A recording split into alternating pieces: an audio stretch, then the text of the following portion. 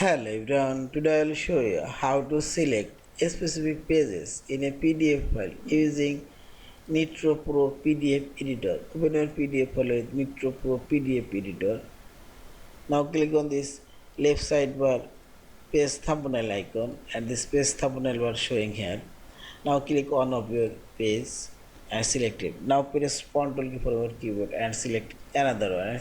This two of these are selected and press another one and see this. This three of these pages now selected.